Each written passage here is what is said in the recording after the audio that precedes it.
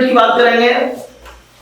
अगली यूनिट है द्रव्यमान आयतन प्रतिशत, वेट वॉल्यूम परसेंटेज।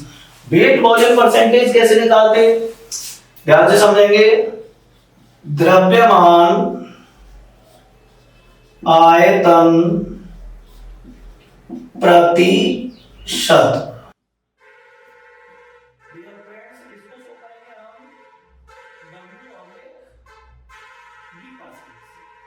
अब देखिए यहां द्रव्यमान प्रतिशत था तो मैंने लिखा था विलेय का द्रव्यमान बटे विलयन का द्रव्यमान। यहां आयतन प्रतिशत था, मैंने लिखा था विलेय का आयतन बटे विलयन का आयतन।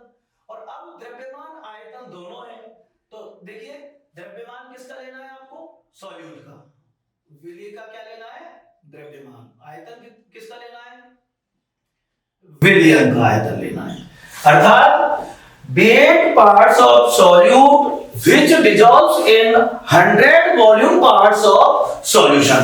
विलेय के भार भागों की वह संख्या जो विलयन के 100 आयतन भागों में उपस्थित हो।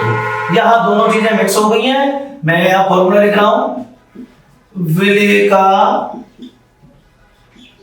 द्रव्यमान means weight of solute divided by विलयन का आयतन means volume of solution multiplied by 100। अब इसका शॉर्ट फॉर्मूला आप सोच रहे होंगे सर इसका शॉर्ट फॉर्मूला क्या है, तो ये पहले से ही आपको पता है। तो शॉर्ट फॉर्मूला कैसे लिखेंगे, W/V% equal to WV/VS multiplied by 100। ये इसका शॉर्ट फॉर्मूला हो गया। अब मान लीजिए आप कि आपको क्वेश्चन आ गया और क्वेश्चन दे रखा है यहां, find out the concentration in W/V% of a solution in which 100 gram of NaOH dissolves in 50 ml volume of solution. इस तरीके से क्वेश्चन दे रखा है और आपको फाइंड आउट करना है। तो देखिए हिंदी मीडियम वाले बच्चों को आपको यहां कंसंट्रेशन W/V% में कैलकुलेट करनी है, सांद्रता W/V% में कैलकुलेट करनी है और उसमें आपको 10 ग्राम ऑफ NaOH मींस NaOH आ गया या कोई भी आ गया तो ये सॉल्यूट होता है और डिसॉल्व फिर 500 ml of solution means solution का वॉल्यूम आ गया।